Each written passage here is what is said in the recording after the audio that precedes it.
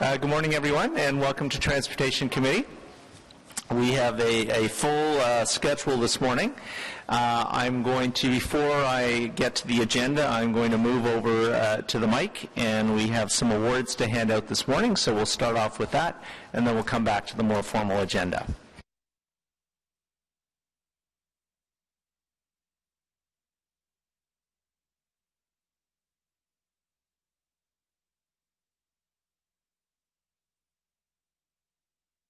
Good morning, everyone. May is Bike to Work Month, a time of year when the city promotes cycling as a fun and healthy part of the daily commute to and from work. It's an appropriate time to also honor others who help us achieve the goals that we set out in the 2013 Transportation Master Plan of increasing the cycling modal share from 3% to 5% of the morning peak period trips, and to have cycling account for 8% of all trips in the downtown. Every year, we recognize the efforts of others for their outstanding contributions in Ottawa's cycling community through the Bruce Timmermans Awards. Bruce Timmermans was a longtime cycling educator and advocate, an active member of the Ottawa Bicycle Club, and a founding member of Citizens for Safe Cycling. We honor his legacy every year through the awards we are presenting here today. This morning, we are presenting one individual and one organizational award. I will invite the recipients to come forward shortly to receive their awards. The individual award goes to Mr. Gareth Davies. Gareth came to Ottawa from Toronto, God bless you, and brought with him a level of energy and enthusiasm that can only be described as all-Canadian. He loves his newly adopted city and as much as his country, and he shows it in everything that he does. Gareth is a community builder. Taking on the role of President of Citizens for Safe Cycling in 2015, he has made advocacy something that is not only positive, but a truly pleasant experience.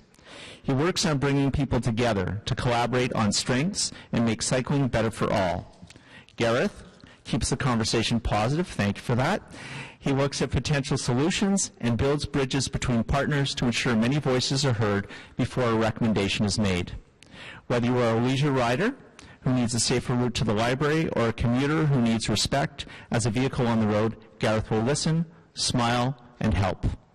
He is truly passionate about cycling and works tirelessly on promoting cycling, advocating for a safe and efficient bike infrastructure, and has become the voice of cyclists in Ottawa.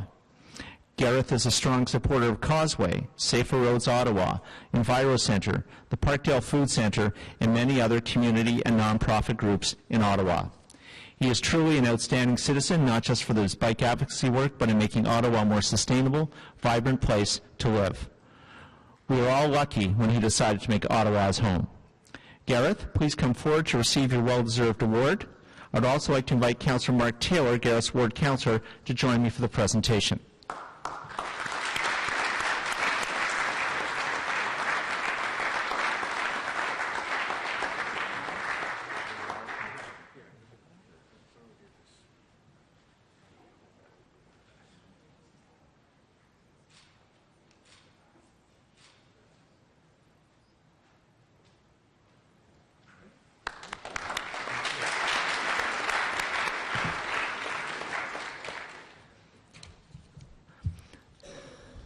So don't leave the room, Gareth, because we're going to do a group shot after with the other award winner.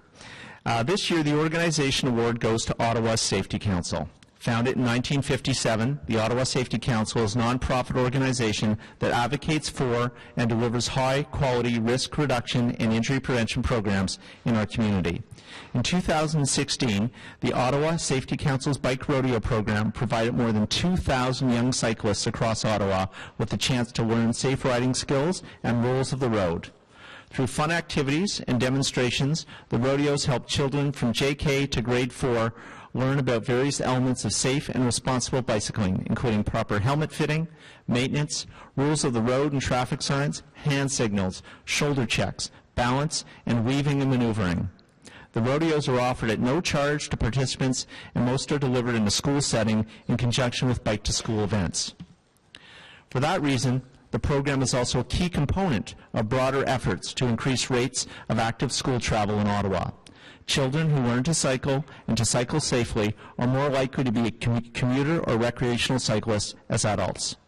Since 1996, more than 40,000 Ottawa children have benefited from this program.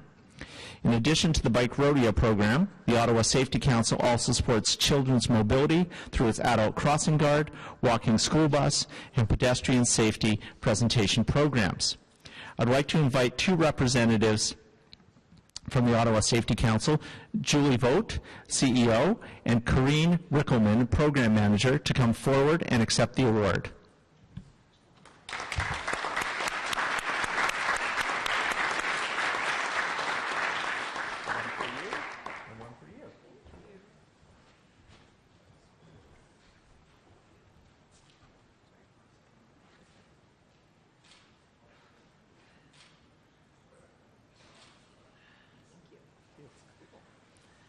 If you could please stay up.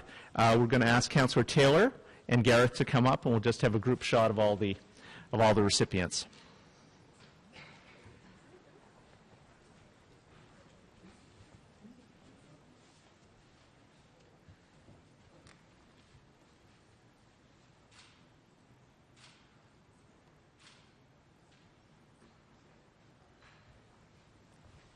Again, thank you very much. And we'll now move on to the more substantive portion of the agenda.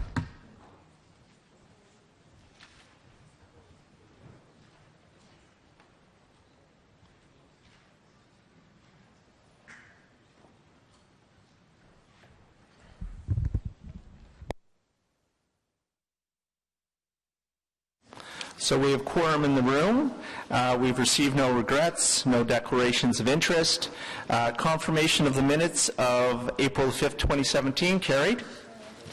Thank you. The first item is applying the complete street lens to projects in 2016 and 2017. The recommendation is that the Transportation Committee receive this report for information. Can we carry this? See, thank you. Number 2 is the Elgin Street and Hawthorne Avenue Functional Design Study. We have both a presentation and some delegations, so we will hold that.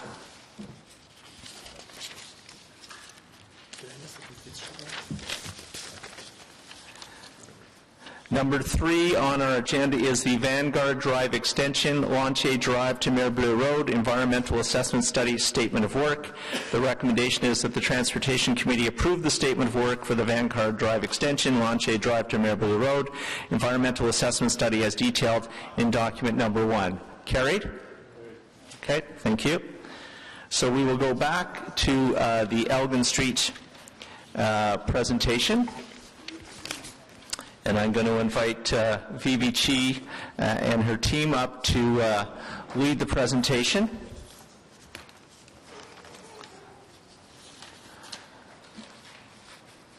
I want to thank Ms. Chi and her team. There was a lot of public consultation involved in this process, a lot of discussion, a lot of suggestion from the residents, the businesses in the area, councillors on the committee, councillors at large, and I believe that what's in front of us today incorporates much of those discussions and shows that the city has heard the concerns raised by a number of different groups, a number of different stakeholders. We had a stakeholders group that we work with as well, and I want to thank them for the work that they've done. And I'm going to turn it over to Vivi and her team to lead the presentation, and then we'll move into delegations. And again, if any of the committee members have questions, for staff, if they could hold them until after the delegations. Okay, thank you very much. Thank you, Chair. Good morning. Beside me is Colin Simpson, who's the Program Manager of the Transportation Engineering Services branch in my area. And next to him is Ron Clark, our Consultant Lead from Parsons. Also in the audience, we have the rest of the Parsons team, but I want to point out that Vanessa Black is our City Project Manager on this file. She's in the audience as well. Has been a very complex project, and we're very pleased today to present to you a plan that balances all the needs of the users in the corridor. This project, this recommended plan, also addresses all of Council's policies and approved design standards. So with that, I'm going to turn it over to Mr. Simpson to begin the presentation. Thank you. Thank you, Vivi. Elgin Street and Hawthorne Avenue are in need of underground infrastructure renewal, and the existing water main and sewers in this location are more than 100 years old. And there have been 7 water main breaks along this corridor since 2010. Heavy construction for these renewal works is planned to begin in 2019, and that provides the opportunity to consider improvements to the surface configuration of these streets, which is the focus of the staff recommendations and staff report before you today. The recommended plan, as Vivi mentioned, fulfills all provincial and municipal accessibility requirements. It is consistent with council-approved policy directions with respect to traditional main streets, design priority areas, complete streets, and the arterial road network. And in general, the recommended plan is to enhance the public space through a coordinated landscaping and street furnishing plan in a way that benefits business frontages while providing appropriate parking and loading opportunities for the street to operate safely and efficiently. Recent similar renewal projects include Wellington Street West, which was reconstructed in 2010 for water main and sewer work. And this photo shows how the street looks today, just west of Hawthorne Avenue. The sidewalks were widened and coordinated with an integrated furnishing and landscaping plan, which also included public art. Preston Street was reconstructed in 2010 for water main and sewer renewal. This photo is Preston Street today, just south of the Queensway, and it highlights the new wide sidewalks, patio areas, street trees, and other amenities that were integrated into that project. Somerset Street was renewed in 2011 west of Booth, including the bridge over the O-Train Trillium line. That project included widening the sidewalks and enhancing the public space, including delineating on-street parking with unit pavers to narrow the vehicle travel portion of the road. And Rideau Street, between Dalhousie Street and Sussex Drive, is currently under construction for water and sewer renewal work in coordination with the new Rideau Street LRT station and the Rideau Centre Mall expansion. And this rendering shows the new approved surface configuration of the street, which includes wider sidewalks along with flex spaces that can be used for on-street parking or patios or other programmable activities. You know, in summary, all of these street renewal examples, including others such as Main Street and Queen Street. These are all examples of 4-lane arterial roads that have been reduced to 2 lanes with on-street parking to enhance the public space. And all of these examples are applicable and transferable to the Elgin Street and Hawthorne contexts. The general study area for this project includes Elgin Street, south of Laurier Avenue to Pretoria Bridge, and Hawthorne Avenue west of Main Street. It also includes one short block of Waverley Street between Elgin Street and Jack Purcell Park.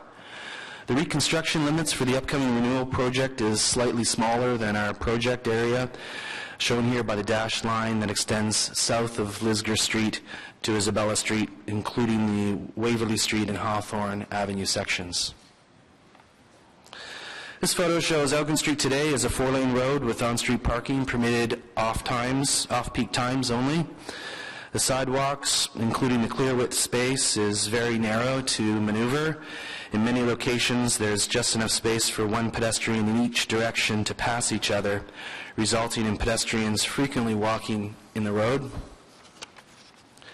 Hydro poles are currently in the middle of the sidewalk on the west side of Elgin Street in several locations. Hydro burial has not been incorporated into the recommended plan because there's currently no third-party funding source, which is required as per the City of Ottawa's undergrounding policy. And the recommended plan includes slightly relocating the hydro poles further away from the building face towards the new proposed curb line. And that work, along with other utility relocations, will likely need to occur in 2018 in advance of the heavy construction. This photo again illustrates how people walk in the vehicle curb lane along Elgin Street because of the narrow sidewalks. And this photo was taken during off-peak times when parking is permitted just north of Somerset Street. And it's at this location where there's typically about 800 pedestrians per hour during peak times. So it can be a very busy place for people on foot. Elgin Street today includes a typical east side configuration of 2 motor vehicle travel lanes that both vary in widths of approximately 3 to 3.3 meters, which is substandard in terms of the Transportation Association of Canada's recommended width of 3.5 meters. Note that the width of an OC Transpo bus from mirror to mirror is 3.3 meters, and so buses and other heavy vehicles typically encroach into the adjacent lanes. The sidewalk clear width space also varies between 1.4 and 1.8 meters, and there are approximately 24 locations along Elgin Street where the existing clear width space is below the 1.8 City of Ottawa Accessibility Design Standard. The narrowest existing sidewalk clear width is 1.1 meters, and that's on the west side of Elgin Street, just south of Gladstone, adjacent to an existing hydro pole. The consultation process included the formation of a diverse working group of stakeholders that comprised of mainly community and business leaders as well as city staff. There were 4 formal working group meetings through the course of study in addition to 2 public open houses that were well attended. The first open house in June of 2016 was a large workshop format that helped scope the direction of the project, while the second public open house in January of 2017 focused on the recommended design. A project webpage was also established to disseminate and receive information, including an online questionnaire that generated more than 1,000 responses, and the recommended plan was also presented to the Urban Design Review Panel as well as the Accessibility Advisory Committee. There were also additional stakeholder meetings as well. The major themes that we heard through the consultation process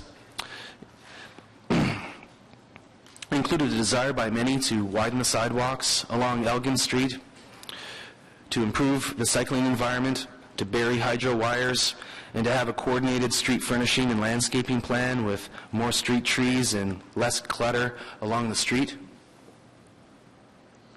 Businesses were also concerned about the impacts associated with the construction activities, including the duration of the construction, as well as temporary and permanent parking reductions.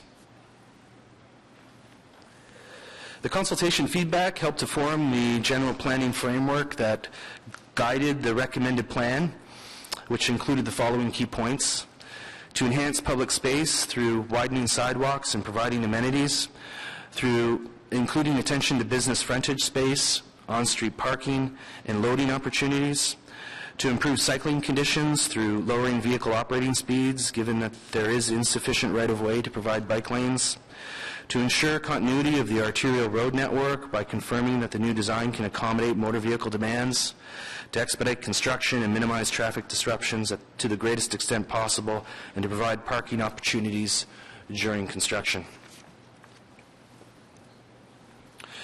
This is a rendering of the recommended plan for Elgin Street between Lisgar Street and Argyle Avenue. It includes 2 vehicle travel lanes for this 9-block segment, along with turning lanes at most of the signalized intersections. South of Argyle Avenue, a 4-lane cross-section is recommended to match into the existing road configuration. The traffic analysis, which is appended to the staff report as document 4, shows that the recommended design will accommodate motor vehicle demand without diverting traffic onto other streets.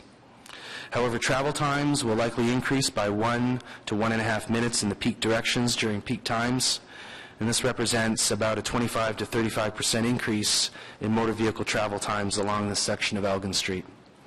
The sidewalks are recommended to be widened with pedestrian clear zones of at least 2 meters, and approximately 90 flex spaces for on-street parking or for patio areas have been integrated into the recommended design.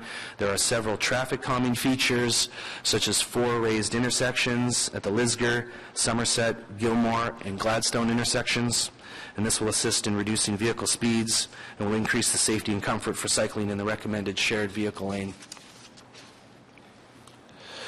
The recommended design is fairly symmetrical for both sides of Elgin Street.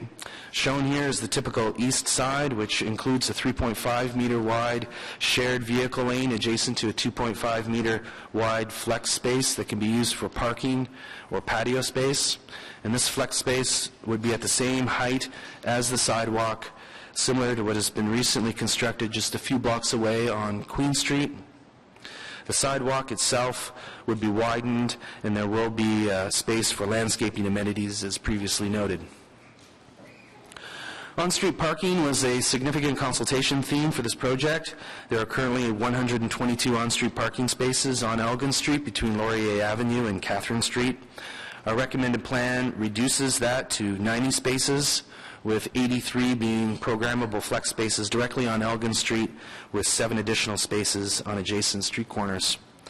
All of the remaining 90 on-street parking spaces would be available at all times of the day, rather than just during off-peak times, which is the current existing situation.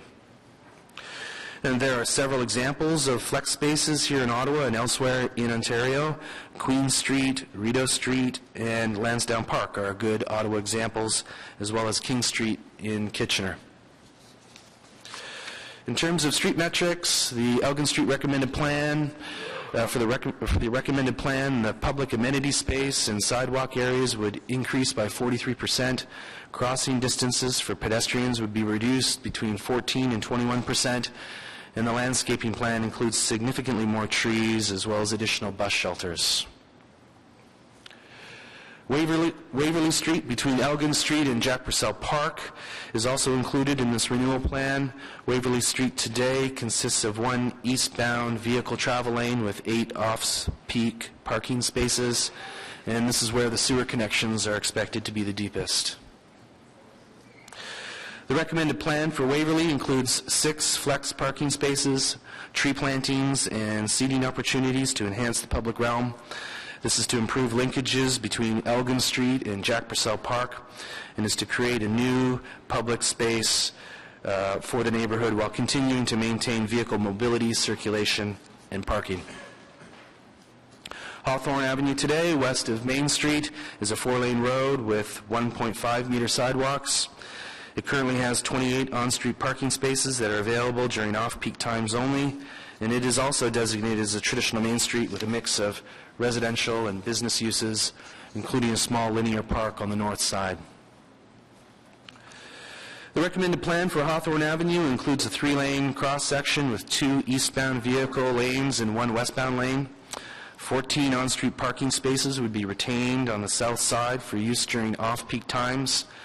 The south side curb lane would continue to be used as a travel lane during peak times, and it would be more than 4 meters wide to accommodate side-by-side shared use with cyclists. The sidewalks are recommended to be 3 meters wide on the south side and 2 meters wide on the north side of the street, and a westbound buffered bike lane is also recommended. The next steps for this project, upon approval by City Council, would be to initiate the detailed design phase for the functional plan that is described in the staff report. That work will also include the development of a construction phasing plan, a communications plan, and a traffic management plan, which will highlight the required traffic detours and parking opportunities associated with the construction phase. And city staff will continue to consult with the working group members, businesses, and community stakeholders through these next steps and beyond. And that concludes the formal presentation. Thank you. Thank you very much. As I said at the very beginning, there's been a lot of consultation on this project. There's been a lot of discussion, and as a result, there are a number of motions and a direction that have come out of those discussions and consultations. So what I'm going to ask the various members of council or committee to do is to introduce their motions. So before we go to the public delegations and before we go to questions to staff, everybody's on the same page. I will point out that, and I'm quoting part of the interview, but last night one of the business owners along Elgin Street was interviewed on CTV and said, but yeah, the 1 year is a home run. So I see that as a very positive statement from the business groups, and we're going to hear a little bit more, I think, from the business groups here this morning. And they were one of the key stakeholders, of course, along with the residents. So I'm going to ask Councillor Manette, first of all. He has a motion related to parking over the construction period. Thank you, Mr. Chair. The motion is pretty well self-explanatory. Whereas on-street parking along Elgin Street will be temporarily removed during reconstruction of the street, and whereas Elgin Street business owners have indicated that their customers who come from across the city will need access to nearby parking during construction, therefore be it resolved that staff work to provide opportunities for additional temporary parking within close vicinity of Elgin Street during reconstruction. To the General Manager, Public Works and Environment Services be delegated the authority during the time that Elgin is under reconstruction to designate dates and times when parking at City Hall will be free of charge. And 3, staff work with the business owners on Elgin Street during the reconstruction period to coordinate advertising of the opportunities for temporary and for free public parking. Thank you. The next motion is a motion by Councillor Fleury dealing with the 90 flex spots on the street. Thank you, Mr. Chair. This is a technical motion that I'm moving on behalf of the Chair here. Whereas the Elgin Street redesign incorporates flexible space that can be used in different function, whereas the number of parking spaces have been reduced to the street redesign, therefore be it resolved that the 90 flexible parking spaces be designed for the purpose of parking and patio use only. Thank you. The next motion is a motion by the Vice Chair and one of the ward councillors involved in this design process. So I'm going to ask Vice Chair to introduce her motion on patio bylaw exemption for 2018. Thank you, Chair. Whereas the new right-of-way patio program and evaluation of street side spots pilot program was adopted by City Council on March 8, 2017, and whereas same requires patios to comply with the accessibility design standards, including a minimum pedestrian clearway width of 2.0 meters on sidewalks abutting patios, and whereas Council deferred the requirement for existing patios to comply with the accessibility design standards and pedestrian clearway until April 1st, 2018, and whereas following reconstruction, Elgin Street, including existing patios, will comply with the accessibility design standards, including the pedestrian clearway.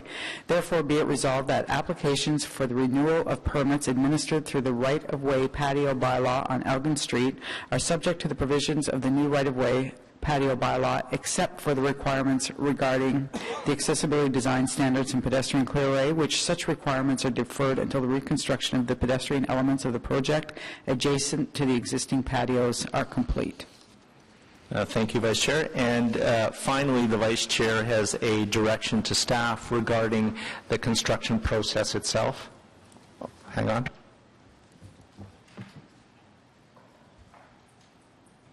We also do have one more motion, but we'll stay with the Vice Chair, and then we'll move to Councillor Moffat, who's moving the motion on behalf of Councillor Harder, who doesn't sit on the committee. So if we could have the direction first. Yes, thank you, Chair. In relation to the implementation of the reconstruction of Elgin Street, that staff be directed to complete the heavy construction related to the replacement of underground infrastructure in a 12-month period, i.e. first lift of asphalt and road in service. The second year of construction, to have the road in service with parking available, although sections will be affected by rotating construction activities in the corridor. Staff, in consultation with the Elgin Area Business Association, EABA, to take all reasonable steps to mitigate the impact of such activities. Sidewalks to be maintained in operation throughout the whole project with a temporary surface meeting accessibility requirements, although sections will be affected by rotating construction activities in the corridor. During detailed design, staff to work with the EABA, other local stakeholders, and local residents to see whether there are periods of time, for example, the Ottawa Race Weekend, Army Run, when we need to ask the contractor to pause construction in portions of the corridor so that it is not disruptive to the events, even though the corridor will remain closed. During construction, staff to work to keep some cross streets open, although sections will be affected by rotating construction activities in the corridor. During detailed design, staff will consult with the EABA, other local stakeholders, and residents on the detour plans to mitigate impacts. Establish working groups with the EABA, other local stakeholders, for example, the Elgin Street Parent Council, and residents to ensure open communication through the design and construction period, similar to the approach used for the Bank Street reconstruction project. Work with the local councillor, the EABA, other local stakeholders and residents on proactive communication with the community on construction activity, timing, and progress. And finally, work with the local councillor, the EABA, other local stakeholders and residents on communicating open for business through city and the councillor's social media tools and site signage. Thank you very much. Does staff accept that direction? Yes, we do. Thank you. And finally, we have a motion that Councillor Moffat will be moving.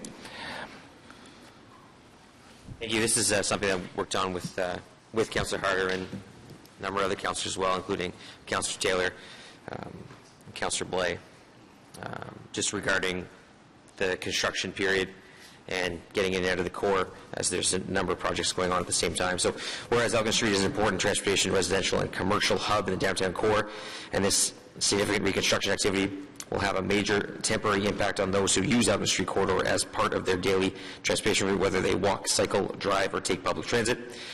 And whereas a number of other major construction projects are planned in the downtown core over the course of the same construction period, including the Metcalfe Street and King Edward Avenue road resurfacings, the Laurier Avenue East cycling lanes, the Kent Street combined sewer storage tunnel, and Catherine Street and Bronson Avenue renewal and resurfacing, and whereas a comprehensive traffic management plan in concert with a detailed communications plan was developed and implemented successfully for the Ottawa on the Move to ensure that disruption to local and flow-through traffic was minimized during the lengthy construction period, whereas members of council want to ensure that the mitigation strategies related to Elgin Street and Hawthorne Avenue reconstruction incorporate a broad understanding of construction in the area, the full range of traffic management tools that could be employed to assist with pedestrian, cycling, vehicle, and public transit movement during construction, as well as the multimodal impacts of each initiative, and an appreciation that some may need to be changed quickly if they are not working as intended.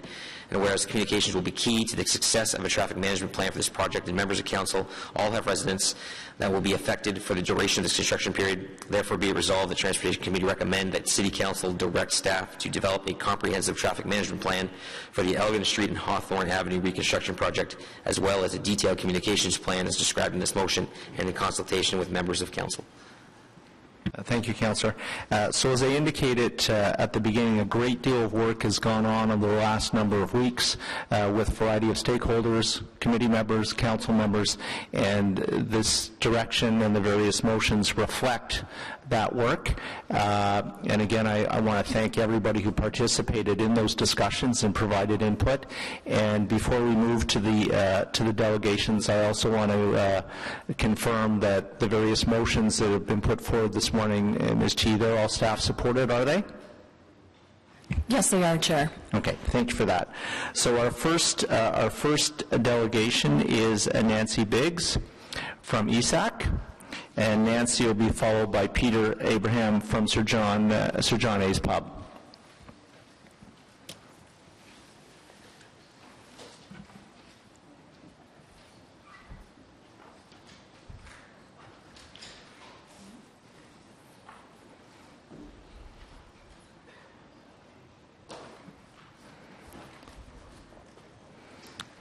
Good morning, Nancy. How are you? Good morning. I did have a slideshow, but... we're working on it. It's coming. Okay. And we won't start the clock until we fix it, so don't worry about that.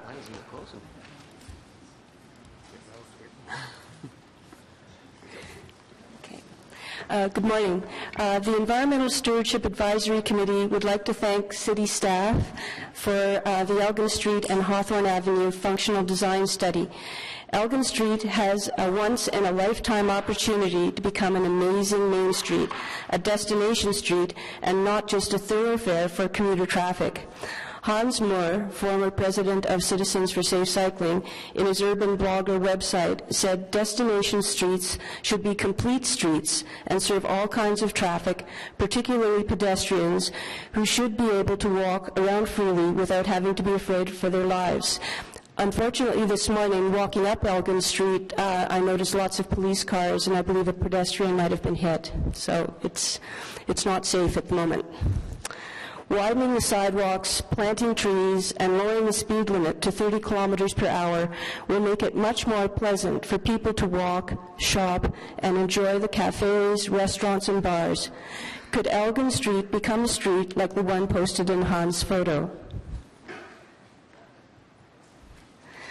Janet Sadiq Khan, former New York City Transportation Commissioner, documented the impacts of changes in street design on surrounding locally owned retail businesses and measured the effects of street projects in her report, The Economic Benefits of Sustainable Streets. Surveys performed in different cities across North America have typically focused on dense urban retail areas, with results demonstrating that a large proportion of visitors, possibly much more than some business owners might think, arrive on foot, by bike, or by public transit, with a minority arriving by car or taxi. They have also found that people who arrive on foot or by bike generally visit the area more often than those who use other methods of transportation, and cumulatively spend more per capita at local businesses. Shoppers often indicate that they would visit more often if additional enhancements were made to the street environment, such as reducing the volume of traffic or calming traffic speeds, expanding space for pedestrians, or adding bicycling infrastructure. Numerous North American streets were transformed from unwelcoming, traffic-dominated corridors, which seems to be Elgin Street now, to safer, more attractive public spaces that better accommodate all users. Arterials have been transformed into complete streets.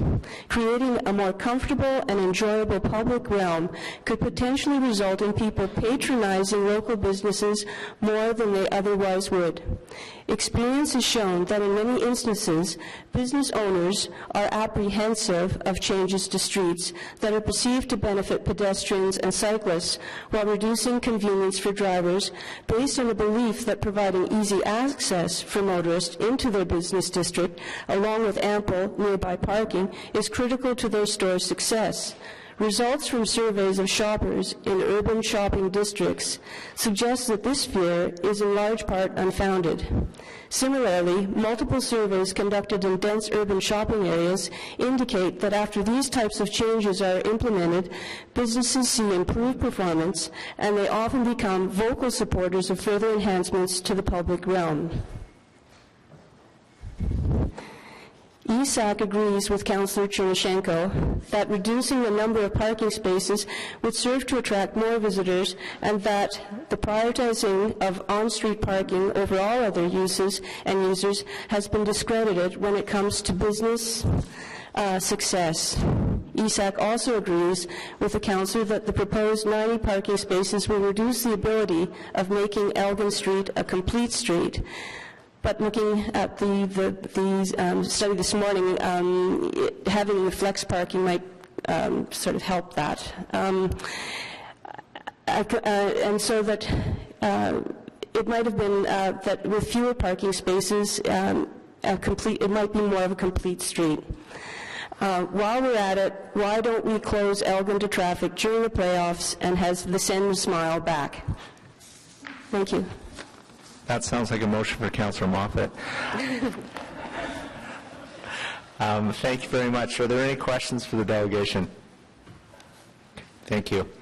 As I said, next is Peter Abraham from Sir John A. Pub, and he will be followed by Brian Karam on behalf of EABA.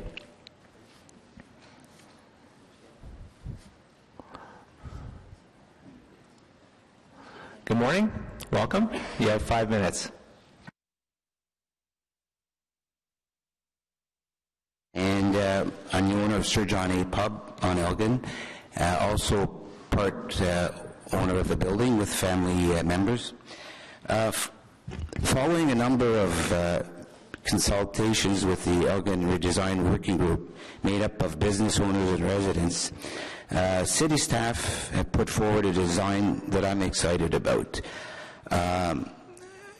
Wider sidewalks, trees, opportunity for patios. I'm totally on board. I believe that if we have an open mind, everybody wins in this, and in my opinion, we'll all be successful. A lot of my business is based on the residents, and the feedback that I got was unanimous, and I'm excited. I want to thank the city staff also. In working in these group meetings, they were amazing, and I truly say that. They were open-minded. A shout-out to Ron Clark and Parsons. I mean, I must have called him numerous times about so much detail, but he was always there, and I really appreciated that. Our voice was heard. Thanks to the efforts of Chair Egley and Councillor McKinney, discussions with members of the business community led to a commitment from the city to limit the heavy construction to 1 year, and that's a big hurdle, and that's a big step for everybody. And I shared that with my staff and people on the street, and it's great for everybody. It takes the pressure off. When I've had employees for 15 and 17 years, it's still going to be a challenge, but I know we can get through it, and that's an exciting moment. So thanks again.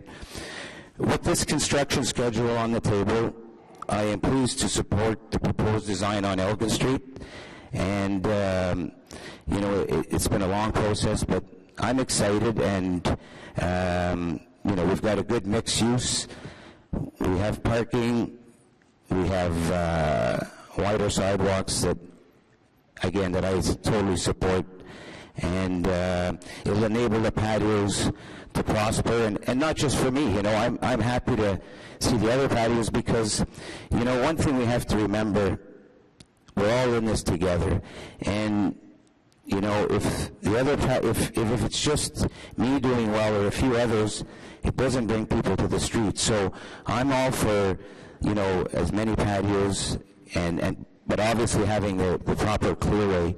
So again, thank you, and that's all I have to say. Any questions? Yeah, don't leave yet. Are there any questions for the delegation? Okay, no, thank you very much. Okay. And next, and our final speaker this morning is Brian Karam on behalf of the EABA. Morning, Brian. Morning. I know you've been here before, so you know the rules. All the rules. Well, as many of you know, I operate McLaren's on Elgin and the Business Inn. I also have my law practice in that property, and I own the property. And I've been there since the early 1980s. And I'm also president of the Elgin Area Business Association, which involves the property owners and the businesses on Elgin. Brian, sorry to interrupt, but I'm getting a nod from Ms. Chianello that she can't hear you, so could you speak a bit more into the mic? Yes. Thank you. So essentially, I'm here to say that we're happy with this compromise. Passions have been high on both sides of all issues. Basically, we live Elgin Street 24/7. I like to say that debate is an exchange of intelligence and argument is an exchange of ignorance, and we kept the discussion to debate throughout. We now have to get down to the detail and the implementation, and hopefully that will proceed as well over the next 2 to 3 years.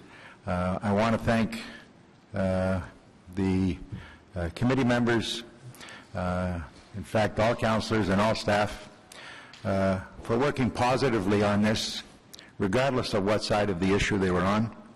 And similarly, I want to thank the property owners and businesses on Elgin Street who did the same, spent a lot of time on this, which indicates their commitment and level of interest. In particular, I think I have to mention Chair Aglai's efforts and the efforts of Mr. Willis and Mr. Manconi and the local councillor. So thank you. I hope that we all continue to proceed forward positively and in good faith. Thank you.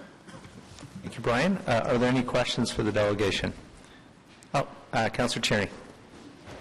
Great. Thanks for coming out, Brian, and I think everyone knows you're kind of like the godfather of Elgin Street. There's no BIA there. I think some of the questions I have are pretty simple. A couple of months ago, a lot of the bar owners and restaurants were like a hornet's nest. They were very upset with the initial proposal by the city, and it seems like we've had a multitude of motions come forward today, directions to staff. Can you highlight, even as late as last week, I spoke to some bar owners that were still concerned. It seems like it's all kind of changed in the last 48 hours. Can you explain to me what... I wouldn't say in the last 48 hours. The primary issue has always been the time of construction.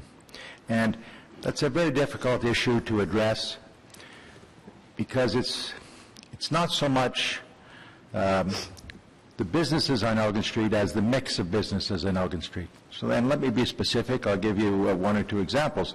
One is the pharmacy. It's the oldest independent pharmacy. This is White Cross Pharmacy in the city. It's been there since 1984, and the family that owns the pharmacy also owns the walk-in clinic next door, also owns the property. No question, if those customers go to another establishment for 3 years or 2 years, it's very unlikely that they're going to come back. Realistically, the underground services have to be repaired and renewed, and there's going to be pain. The issue is, can we minimize that pain and save the businesses? The one-year suggestion was a suggestion from the pharmacy. They feel they can get by with 1 year. They can salvage their business and their employees with 1 year. So the 1 year, I guess, was a watershed moment in terms of positive discussion. And it will allow us, in many cases, to not only save the business, but in particular save the mix of businesses that makes a difference on that street. One of the speakers earlier talked about North America, what's happening in North America. It's in the staff report. Our belief is what's happening in North America, or even in places like St. Catherine Street in Montreal or Yonge Street in Toronto, bear no relationship to what happens on Elgin Street in Ottawa. They are truly local businesses that have been there for generations. Interesting statistic, from Barrister House to Catherine Street, the only piece of property that's institutionally owned is the Toronto Dominion Bank at Somerset Street. Every other property is owned by a local family and has been owned for anywhere from 2 to 5 generations. So it's a unique situation where families are concerned about the continuity of the business, the continuity of their employees, and a key element has been the length of time that construction will take place. Very, very well articulated, thank you. And your email actually yesterday, I think, really highlighted a lot of that. So in your mind, from, I believe it was 15 businesses that you're representing? Was it 15 businesses? No, we're representing all but 15 businesses. All but 15 businesses. So those other, the 15 businesses, we didn't get responses from. And we didn't get responses from 5 properties. So we're also representing all but 5 properties. It's impressive. So if you were to sum it up, it is the construction time schedule was the major concern for businesses. Major concern. Great. Thank you. Thank you. I think there's one other question for you, Brian, from Councillor Caudry. Thank you very much, Mr. Chair. And actually, my question was asked by Councillor Tierney, so I'm okay with the response. Thank you. Thank you very much. So those are all the delegations. I'll now put together a list of committee members that wish to speak to the matter. Question okay. So, Councillor Deans. Just want to I just want to finish the list first, Councillor, before I, just so we, sorry. Councillor Sheko, Fleury, Tierney, Caudry, You'll be back, okay. Okay, Councillor Deans, thank you. Just want to understand what the Pretoria Bridge, the changes on the Pretoria Bridge are going to look like, because you talked about Elgin and Hawthorne, and I know, because that's actually my route, I use the Pretoria Bridge. Right now, there's 4 lanes on that bridge. Will there continue to be 4 lanes on the bridge? Chair, there is no change to Pretoria Bridge. It'll stay as is. Okay, perfect. Because that concerned me, because I find that bridge challenging at the best of times because of the cycling lane there, and I always feel that it's difficult. So I'm happy to hear that. This has been an interesting file for me because, I've gone to a lot of conferences on new urbanism and complete streets, and I really believe the principles in all of that animating the street will be a net benefit to the street and to the city, and I really believe that you have to animate the core of a city, and Elgin Street is important to the core of our city. So I think what you're recommending is supportable and a really good idea. I'm also a South End councillor, and I'm concerned about the loss of automobile capacity in the north-south direction.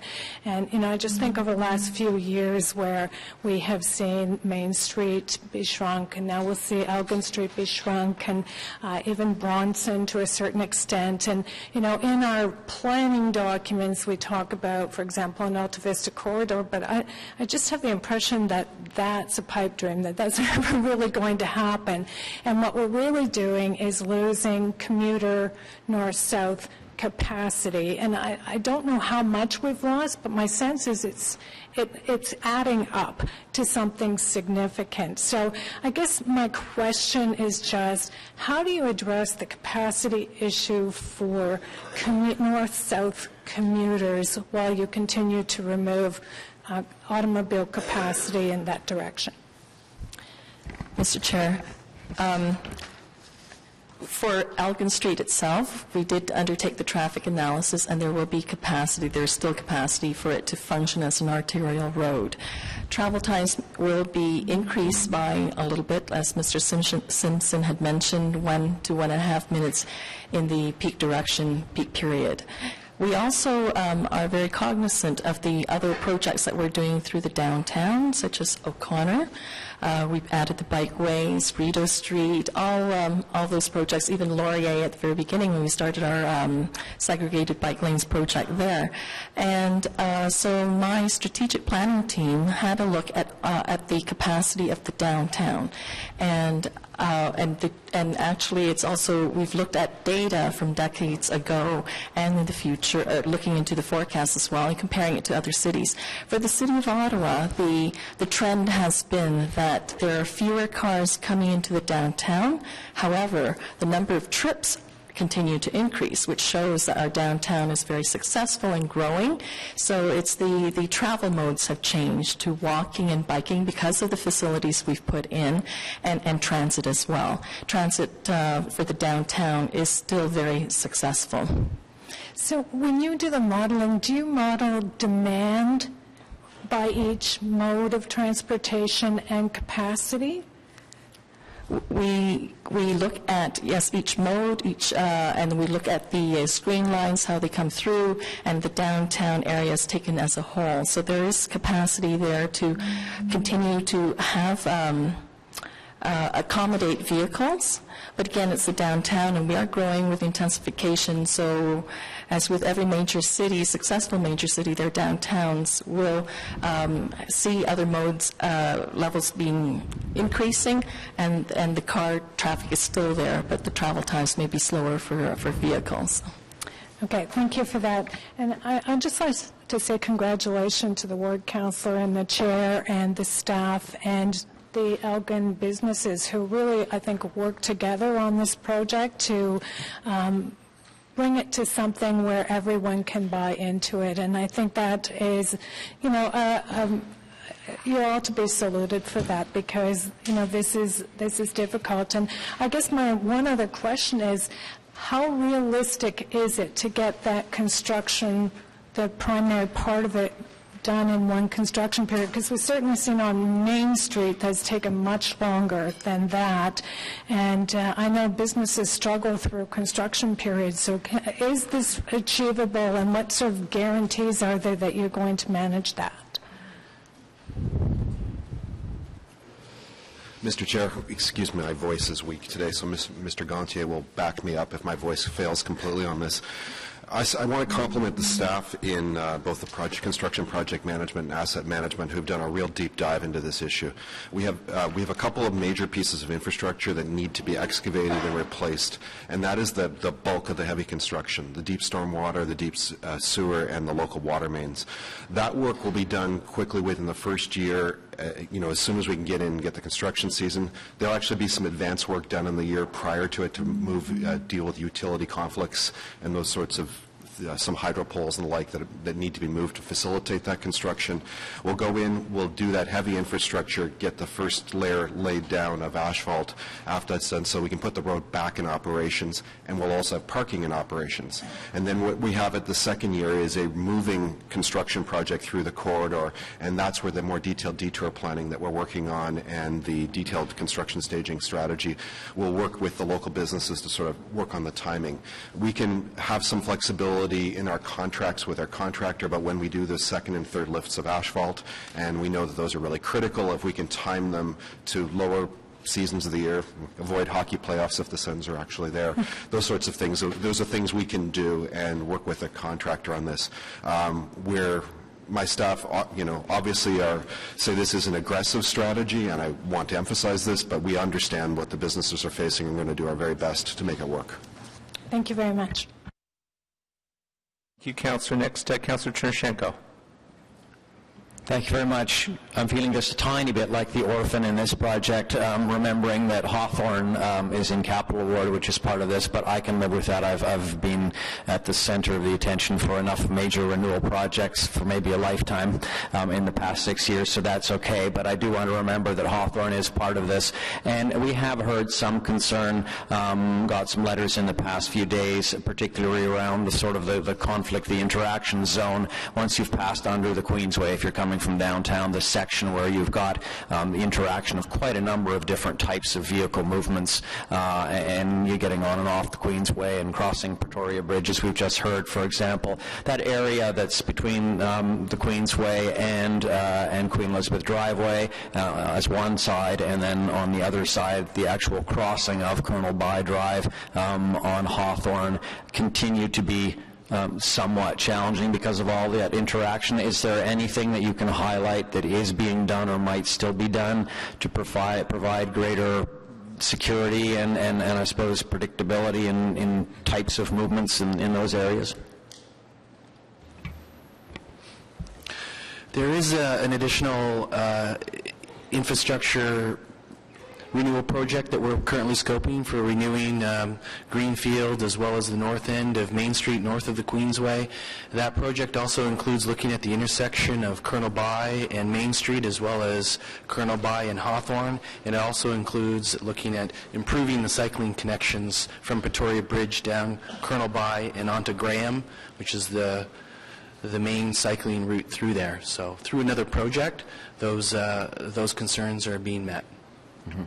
That's on the one side. I'd say the more concerning one is that area between the Queensway and Pretoria Bridge, when you passed under the Queensway on Elgin, where you've got cars coming from the Loblaws area, you've got cars wanting to exit to the right onto Queen Elizabeth Driveway or go straight on Pretoria. Is there anything in that interaction, at a minimum, clearer marking of demarcation of lanes and where crossing over should occur and should not? Any opportunity to create raised ramps for pedestrians, cycling, I suppose height removal from the main flow of vehicle traffic? Although that section of Pretoria Bridge is out of scope for this particular project, we'll take that as direction to work with you to look at all of those elements and see what can be done in the future. But that section of Pretoria that you're speaking to is not on the immediate renewal list. Okay. That is a very busy area, so any opportunity we have to do that, and I know there's an NCC jurisdiction in there that's quite important as well, so please do look at that. I guess I just want to confirm some numbers I think are quite important. The overall area parking numbers are extremely high, and you have in this report, but maybe you can remind us what that loss of, about 30 on-street spots represents in the overall scheme of available parking in the area. For the corridor, we're going from 122 down to 90. Mm-hmm. That's on street, but it's something like 3,000 or more spaces, as I recall, is available. Yeah. So I'll just assist here, and within one block of Elgin on either side, there's approximately 1,200 parking spaces, and within all of Centertown, there's almost 4,000 parking spaces. I thought that was quite important to note, because I was quoted by one of the delegations here from my comments in the report, and really the point that I was trying to make is that too much expectation or attention has been given to the idea that there is a spot right in front of my business and that it is critical to the importance of my business. And we know from studies worldwide that that on-street spot right in front of my business is actually almost irrelevant to the success of the business. It's rarely available to your client that wanted to park right in front of your door anyway, but it's the overall picture that matters so much. And I think it's very important to note that there is plenty of available parking in the area, although that will represent a change for some people to understand they might look a little differently, but also there's an actual increase in available parking during rush hour, because right now there is no parking available during rush hour, and there will be permanent parking available during rush hour. How many spaces is that will always be available in rush hour that isn't now? That would be the 90 spots. Okay, so it's 90 will be permanently available that otherwise would have been removed during the rush hours. Thank you. I just want to highlight in summing up, I'm very supportive of this change. There were various alternatives, tweaks that could have been made, might still be made, but I recognize that there are many different users, many different needs here, and ultimately it was going to be a compromise for everyone. And I want to highlight that Main Street, which underwent a significant change, the initial anecdotal reports are that it's working better than it did before. I'm hearing from drivers that all it took was one turning vehicle to block an entire lane, and if one of those lanes was currently being used, if we were off-peak and parking was there, you would literally clog all traffic flow on Main Street, even though it was ostensibly a four-lane road. And now with the turning lanes that have been introduced, and as we are going to see here on Elgin, we're actually seeing better flow at all times of day than when this was a much wider, supposedly had more capacity. So I think that's something we can anticipate here at Elgin that I think is really positive. We hear about placemaking and its importance. Councillor Deans referred to conferences she's been at and urbanism, and how studies all over the world are showing that the importance to the success of streets is around having a street environment where people want to come, they want to linger, they want to tell their friends, hey, it's a great place to visit. And that's what I believe that this street is going to not reintroduce, because Elgin already has some of those attributes, but particularly highlight. So summing up, because the beeper's gone on me, I think this is an excellent series of compromises. I want to thank all of the different players. They were, many constituents as well as businesses and different interest groups that had expertise to offer, and especially to staff and the consultants who went through more meetings and more problem solving than is typical on a redesign like this. So thank you to you. Thank you, Councillor. Next is Councillor Fleury. Merci, Monsieur le Président. I want to ask staff a couple of questions, but I want to begin by, thanking everyone. I think it was when you get a situation where everyone's happy, but everyone would like to see a bit more, it's usually a comfortable position where OC's not super happy, cyclists aren't super happy, pedestrians aren't super happy, businesses aren't super happy. residents aren't super happy, and vice versa. Everyone's a bit happy. So I think it's a good compromise feeling to be in, and I think Elgin plays an important role in connecting to important iconic elements of our city, but also obviously the connection to City Hall. I want to hear from you on the discussion relating to the hydro poles, because I think that's one where Main Street was unable to get the hydro pole buried. Rideau, there was a section where we were able to. I'm recently in the discussion as we're redoing Montreal Road in a couple of years around hydro pole. I'd like for the public record to hear about what is the impetus of putting the hydro poles underground. Our preliminary estimate to bury the hydro poles is $10 million, and currently those funds are not available. Our City of Ottawa undergrounding policy speaks to having a third party pay for the undergrounding, and that's typically a developer or a business improvement association, and we have neither of those in this situation. So that's the situation that we're in today. So $10 million, the estimated figure of including the full burial, I imagine, for this program. Have we segregated what the cost of the underground decking, just putting in the deck as part of the pouring of the sidewalk or the road, would be in part of those, as part of that estimate? Chair, we did not break out that estimate. In addition to the $10 million, there would also be some hookups at the private businesses and residential buildings would have to fork out as well. And I appreciate that. I think there's a lot of complexities around who pays for that, but I think there's an effort. We could at least set the groundwork, which is setting up that duct line. If we had, as part of the construction, if we were to establish the duct line, then individual property owners or businesses could connect, and then it creates that incentive. Because right now it's like, it's a bit of a who moves first kind of game, right? And it'd be interesting if we were to put in the ductwork initially and see, following that, if there are sections of street that would cover their costs. I know that speaking to some of the businesses, some have upgraded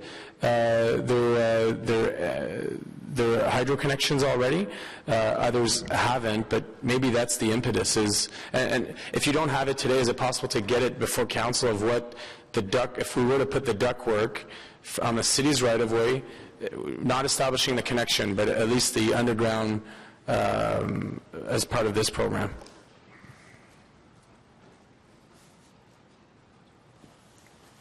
I think Mr. Manconi's going to answer that question for you. Thank you, Chair. Councillor, just some cautionary notes on that train of thought. I did speak to the CEO of Hydro Ottawa in that regard in terms of what the art of the possibility is.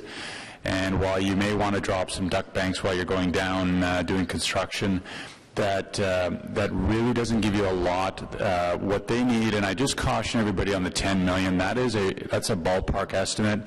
They would need to go to detailed design to even go down the road that you're talking about in terms of what that will give anybody and then the complexity of all the individual connections and so forth. So the cost will just keep mounting is what I wanted to say and share with you, that I'm not sure we want to go down that path because it really won't give you much other than a bunch of empty duct banks for 50, 60 years down the road when you reopen the street up. So I doubt you're going to want to come back in 5 years and open up the street and so forth. So when I spoke to Hydro Ottawa, the CEO, he did want me to emphasize, be very careful about going down a certain path of what is possible and not possible. It's old infrastructure, and you need to do a detailed design to give you a meaningful answer to your question. So we don't have that, and we'd have to pay Hydro Ottawa to go down that road, and we don't have the funds for that, so we need direction and funding from council. No, I recognize it's a question of dollars. It's just, we just had the report, and we approved the report on Complete Streets, the follow-up, and I think we've seen a shift in and around city departments, around understanding complete streets, the relationship to complete streets. But if there's one group that doesn't understand complete streets, this is no offense to Hydro because they're a standalone organization, but that pole on the sidewalk becomes 60 centimeters of issues to pedestrian and to businesses for patios and so on. So I think, that 60 meters is becoming more and more precious. So to me, it's a missed opportunity because we're not touching this street. We have in the report it says it's the old. I thought it was Rideau, but I guess Rideau's redone. So Rideau can't be the oldest pipes. It's now Elgin that's the oldest pipes in the city. So we're not doing these pipes in a long time. I think there's an opportunity here to at least explore. I recognize there's a cost element. I just think that Hydro doesn't get the picture of complete streets and the sidewalk space and so on. They just view electricity to business or to user. And in my mind, they might be a partner in this. They might see the value over time because, it's the who moves first kind of portion. So it'd be nice for us to have at least a figure of what establishing the ductwork, no connection ahead of council. So thank you for that, Councillor. I think Mr. Manconi has made it clear they can't do that for you. It would take detailed design work to give you that number. And I think in terms of talking to Hydro about being a partner, I think that Mr. Manconi has already engaged them a number of times on this issue, and the answer has been it's going to cost you at least $10 million, and that's a conservative figure. I can point out that, and in the report it's indicated, staff is going to do everything they can to move those poles out of the right-of-way. So the poles are not going underground, but they will be moved as construction goes on to take them out of the main thoroughfare, to take them out of people's ways. So we're going to be doing everything we can within our mandate and within our dollars to deal with the poles, but the bearing of the actual poles is a much bigger discussion. It's also discussion with each of the individual businesses. I think the estimate that we heard to do connections would be something in the area of $50,000 per business that the businesses would have to take out of their pockets to make those new connections. So there's the city cost, but there's also the cost to the individual property owners as well that has to be taken into account. Yeah, I mean, Mr. Chair, on this, I'll agree to disagree. I think that, we are the capital city. Elgin is a very important street in that regards. And, to me, what this, even if they standardize the pole 60 centimeters from the curb, which is, it's still in the right-of-way, that's basically a meter lost off the sidewalk. So and I don't deny that, and if you can find a funding formula that will put $10 million or more on the table before council, I'm sure we'd all be happy to have that discussion. It would be more than $10 million, because you're also probably going to have to repay everyone in Canada North who paid to have their wires buried through a special area levy. Yeah, so if you want to change policy, you have to realize what kind of policy you're changing, not to mention every other community that wants this done. Fair comment. No, it is a fair comment. Just keep in mind that don't twist my words. I'm not looking for the $10 million plan. I'm just looking, what is the cost of establishing the ductwork along the corridor? No connections to businesses, just the ductwork as part of the construction. I think practically that's a very easy thing. We're digging everywhere along the road. You establish a duct, as you reestablish your curb cut and your sidewalk edge, you put in the right ductwork. You don't do any cross cuts. Anyways, I'll go back on the list. I have further comment. Well, I think that's fine. I'll put you back on the list. But again, I think staff made it clear it's not as simple as simply digging a hole. There'd have to be detailed design work done. And additionally, without any buy-in from Hydro or another funding source, it would mean coming back and reopening the road 5 or 10 years from now to take advantage of the work that you've done, which I think A, the businesses wouldn't be thrilled about, and B, I don't see that as something that would actually happen. Our priorities and our dollars would be moving to other projects and other streets in the city. But I will put you back on the list. Councillor Tierney. Great. Thank you very much, Mr. Chair. And again, it's great to see so many motions and direction to staff that have come forward today. I think that's going to help some of the items. I still have a lot of questions, only seeing some of these motions today, but some that came to mind for staff. First of all, and I've mentioned this before, right now, if you go onto Elgin Street between 1:30 and 2 on a Thursday, Friday, and Saturday, it's like a swarm of bees, people flooding out of bars. They're looking for cabs or Ubers. Right now, cabs and Ubers are using loading zones in the space that's available in the street. Have we looked at that and how we're going to accommodate that? Because right now, I'm looking at the design, and there's some great stuff north of Waverley. I see a lot of parking, and if you can convert that to flex, that might work. But Waverley to Gladstone, 2 blocks where you have Lieutenant's Pump and St. Louis, and you have a whole series of bars that are well occupied. There's only a combined 7 parking spots, and I don't even know if those are flexible spots. So maybe you could speak to that on how we'll address those issues. Chair, there will, at early morning hours, as you were speaking, and we do have loading zones identified in the plan in this area where there are mostly restaurants, and there are taxi stands as well that will be there. The flex space can be used if it's just to pick up and drop off. It's very quick, and they move on through the corridor.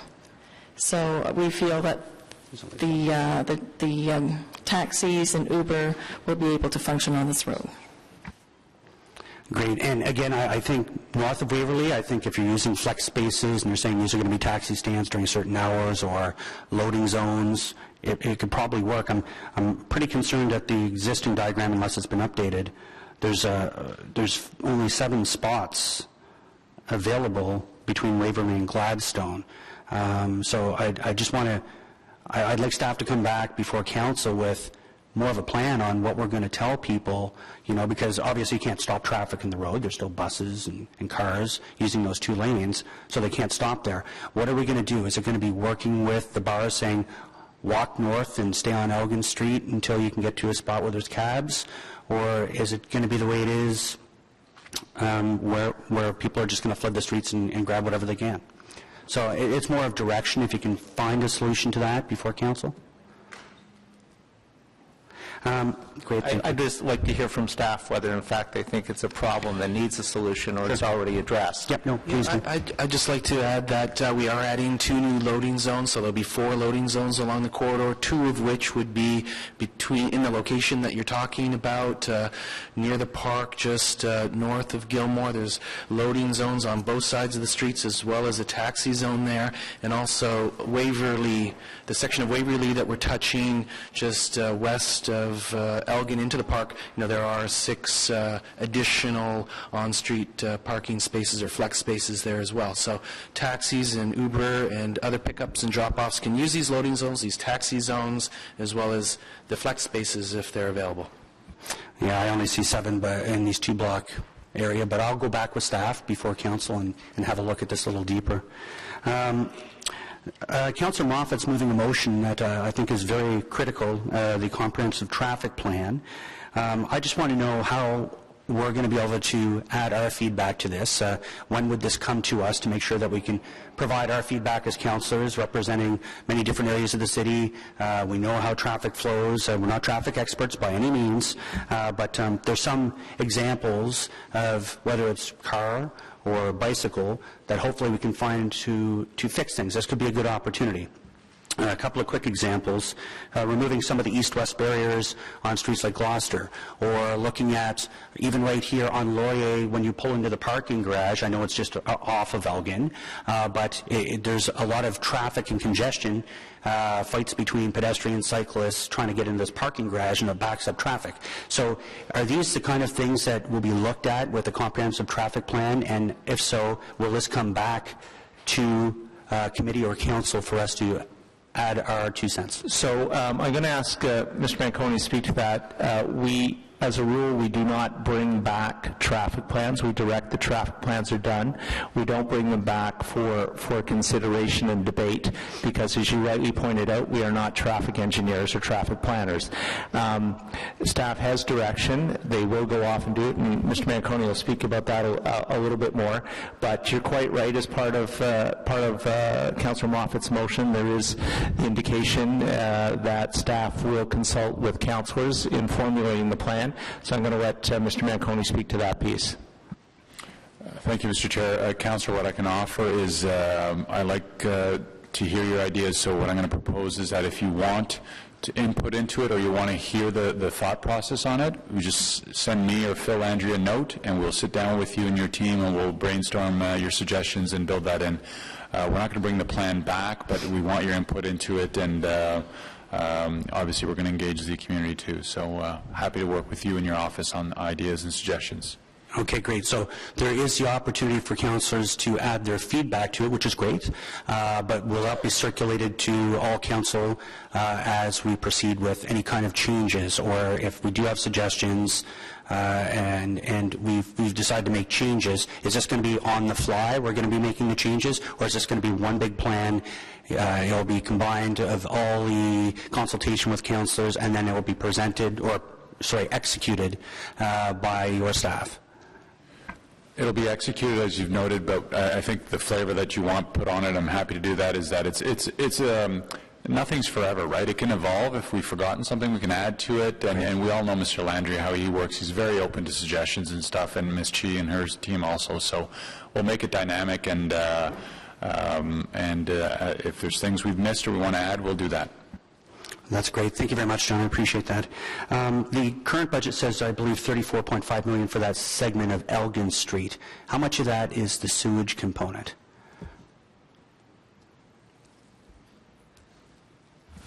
Mr. Chair, we don't have that number right handy, but we'll have that information for you. We'll circulate it as a follow-up to committee. Okay, because we're taking wooden sewers out, and I'm looking for reassurances that in the budgeting process, first of all, is this on the standard tax form? Because my understanding is if it was below the road, that'd be on the other line item, water and sewer, versus our standard tax base. Maybe you can help me understand that. Would that be correct? Yeah, Chair, anything that's dealing with water and sewer is charged to the rate. The road reinstatement component, the landscaping and the sidewalks are part of the tax component. But we'll get you the breakdown between the two. Okay, if you can give me the breakdown of the sewage component. And I'm hoping we've been very conservative in our budgeting because wooden sewers, in my mind, mean contamination. And I assume if we take out wooden sewers, would we be bound by the province to ensure that we clean that land before we put the sewage lines back in? So, Chair, just clarifying, did you mention wooden sewers? Yeah, that's my understanding, that we have some wooden infrastructure underground. At least that's what I've heard. No, that's... Maybe the chair can clarify his statement on that. I'm not sure. So I can confirm there's no wooden water or sewer infrastructure. Okay, so great. So forget the wood for a second. Let's say we have some leaky pipes. Now that we know that there's no wooden sewers, would we still be bound on the cleanup component of it? Because they're, what, 100 and somewhat years old, my understanding? Yeah, a lot of the infrastructure that's in place is over 100 years old. But basically, we're replacing all of the infrastructure. If there's any contaminated material in the corridor, we also have protocols that we need to adhere to in terms of how we manage that soil. Okay. And if you can get me the budgeting element, I just want to make sure it's conservative in there to make sure, because I know how these projects go. They find contamination. The costs spool up very quickly, and I just want to make sure it's budgeted correctly. When it comes to Main Street and Bank Street reconstruction, I think at the end of the day, there's a lot of great stuff that's happened. But when you look at Bank Street, what was the original timeline for that? Did we have creep on that? Did it go much further than what it was supposed to? Chair, the timelines that we had for Bank Street are very comparable to what we're proposing for Elgin, and we achieved the timelines for Bank. We had Bank fully closed for 1 year, and at the end of the 1 year, we had the road reopened to base asphalt. In the second year, we came with rotation lane impacts to basically finish the landscaping and the sidewalks. Great. Thank you for that, Emily. There was mention that some of the poles will have to be moved, some of the hydro poles, in 2018. Is that correct? Did I hear that, or was I imagining that one? Correct. That in the fall of 2018, we're going to go in and start moving the poles to get them out of the areas that they're at right now in terms of conflict points, so that we can clear the corridor for the full underground reconstruction to take place in 2019. So when those poles are, we put new poles in. The current ones out there are old and wood, and they have like staples all over them. They look like hell. In the new world, are there going to be is there a certain kind of pole that's going to go in that's going to prevent, graffiti and staples going into these poles to keep it clean? If we're going to make the investment in these poles, I want to make sure the street looks good. So, Chair, that's something that we'll be working with Hydro in terms of the pole materials that they'll be reinstalling along Elgin. Great. And last quick two questions, Mr. Chair, if that's okay with you. I noticed Jack Purcell Park was mentioned in there as a possible area for some parking and other things. Is the actual Jack Purcell Badminton Park, or whatever you want to call it, is that going to be affected at all, or is it just the driveway that goes into it? There's no impact on that park. That's great. And last question, I noted in the report, it spoke to ADOA, and I think we all live with the ADOA and a lot of the regulations that the province requires us as a corporation of the province to uphold. I noticed there was 4 items. If you were to look at it just purely through the ADOA lens, not through our city policy lens, through the ADOA lens, 3 could be fixed quite quickly. But then there was one about our own parking meter that is creating a challenge on the street. I'm just curious, are we going to fix that parking meter quickly? Like, I think if we've identified it, we can't just leave it there. We should move it or do something about it to, not have that congestion. Mr. Chair, may I suggest we take that issue specifically back, and we'll look at that issue before council, and if it's a matter that can be done with in the advanced works, my suspicion is that we have to move it out of the way for the heavy construction. But if there's something we can do during the advanced works, we'll try to figure that out, and we'll get it. Yeah, I'd appreciate it. I think if we know about where we're creating accessibility issues with our own equipment, that could be, I think a wrench could move those things. We probably should do it. Anyway, thank you very much, Mr. Chair, for your time. Thank you. Councillor Caudry. Thank you very much, Mr. Chair. And first, starting off, I just want to say thank you to your office, Mr. Chair, as well as city staff in terms of working this through in a proper fashion. And by proper fashion, I mean that you've done all of the consultations, including the Accessibility Advisory Committee here at the city. And I'm very thankful for that conversation. And some of the changes or the adjustments that were made to the plan going forward were due to the recommendations of the Accessibility Advisory Committee, so I want to thank you for that. In terms of a couple of questions from that accessibility point of view, the patios that are currently existing and going forward into 2018 or 2019, and I heard Councillor McKinney's motion. How is that going to affect the operation during construction when the construction is starting to begin in terms of the accessibility on that street?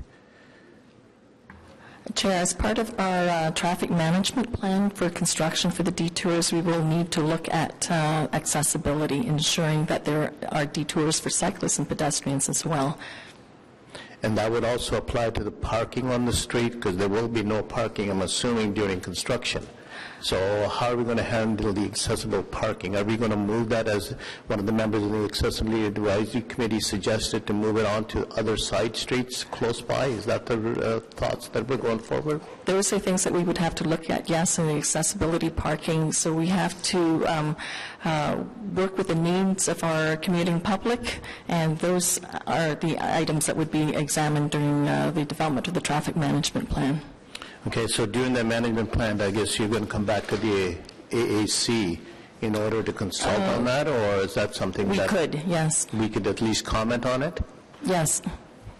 Okay, thank you. In terms of, I'm looking at this and I've seen other complete street designs, like Main Street and others that have been completed like Bank Street. Snow storage. for winter, our winters. How are we going to handle that in this particular street with the parking on the side, expanded sidewalks, not narrow roads, but less lanes on traffic? How are we going to handle that? Chair, Mr. Wiley will respond. Chair, typically in these situations, it requires extra removal to affect travel portion of the lanes. Thank you, Mr. Wiley. Currently, the snow removal on Elgin Street is exactly that usually a day or day and a half after the snow is removed. With this new format going in terms of, cutting one lane of traffic, does that mean that you're going to be plowing and removing snow at the same time, or will there still be a delay of a day or two? No, Chair, we'll adjust accordingly. Sorry, I didn't catch the part. Chair, we'll adjust accordingly. Okay. Thank you very much. Thank you, Mr. Chair. That's all, Councillor? Yeah. Councillor DeRouche? Thank you. Thank you, Madam Chair. Just a quick question to staff. Reports state that Elgin is a truck route. Is it? Are you going to reroute, and where the trucks going to be? Which road they're going to be using? That's correct, Councillor. Elgin Street is an existing truck route, and our recommended design accommodates heavy vehicles through the corridor, and there's no plan to reroute the trucks through this corridor. Okay. Thank you. Thank you. Councillor Fleury, you wanted back on? Yes, and the chair was worried about my comments, but I just wanted to wrap up on the matter. I think, again, Elgin Street is a very important street. It is not in my area, but as the councillor is well aware, just like the Byron Market, there's areas of town sometimes where we're all interested because we all see how it contributes to our city, but also to the capital city features that we much desire. I wanted to first and foremost thank staff, and one of the features that is here is that the consultations for this process went very well. They were well attended. There was great capture of the feedback from the various stakeholders. So for that, I think it's a great kudos to the consultants, to city staff, and also to those who have participated. I saw the big crowds. We got the feedback. Tweaks were made following those recommendations and those ideas, and we are where we are today. I think it is, although there will continue to be pieces that we all would love to individually see added or changed, I think it is a very strong plan, and we're supporting our downtown streets by promoting a project like Elgin. Alors j'aimerais simplement remercier toute l'équipe, puis j'aimerais aussi remercier le président du comité ainsi que la conseillère du quartier. Je pense qu'ils ont fait un superbe travail d'informer les collègues et puis de continuer la conversation avec les différents intervenants dans la communauté. Merci. Thank you very much. I believe that's all the... Councillor Kakkis? Thank you, Chair, and thank you to staff and all the stakeholders that are here and everyone that's worked on this file for the last, it's been a year and a bit now. I usually drive into work, and I drive in about 22 kilometers from Riverside South, but I also, when I'm downtown, I'm a pedestrian, and I walk everywhere when I'm downtown, and I've seen those pinch points firsthand on Elgin Street, so I think what we're doing here is really, we have a unique opportunity with ripping up the street and making sure that that cross-section is much nicer than it is, and I'm glad that, some of the business people that are here, including Mr. Karam's, come a long way, I think, from where he was a few weeks ago, and I think we have a unique opportunity to beautify Elgin Street and make it much nicer than it is now, make it more friendly for pedestrians, cyclists, and people in wheelchairs, and improve the accessibility of that street. It might be a bit more of a pain for us suburban people when we're driving down, but we have other alternatives still, and I think maybe you spoke to some of those other north-south routes that we'd be able to access. So fully in support of what we have before us here, and I think it's a unique opportunity that we get every now and then to really improve the infrastructure and the cross-section of some of these roads when we have the opportunity to renew the infrastructure underground. I just had a couple of questions, and the first one, Councillor Deans touched on a bit, and I know, Mr. Willis, you gave a good response, but you also said it's an aggressive timeline to be working with. So I just want to make sure we're not over-promising and under-delivering or putting ourselves in that situation. I know just several weeks ago this was a 2-year construction season project, and it's something that the business people wanted. I fully support and understand the importance of getting it done in 12 months for the local businesses and all the regular users of that road. But are we, what are the actual implications of that? Is there still going to be a lot of, for example, landscaping and soft infrastructure that's going to be happening after the main work that you spoke to? And are you confident, you're saying it's aggressive timeline, are you confident that we'd be able to get it done within the 12 months that we're committing to? If I can jump in for a second, just, and then I'll have Mr. Willis, but no, we have had those discussions, and the businesses are aware that year 2 year 1 we'll put down a temporary sidewalk of asphalt probably to get through the winter, and then year 2 will come in and we'll put in the full sidewalk. The curbs will be up in year 1 though.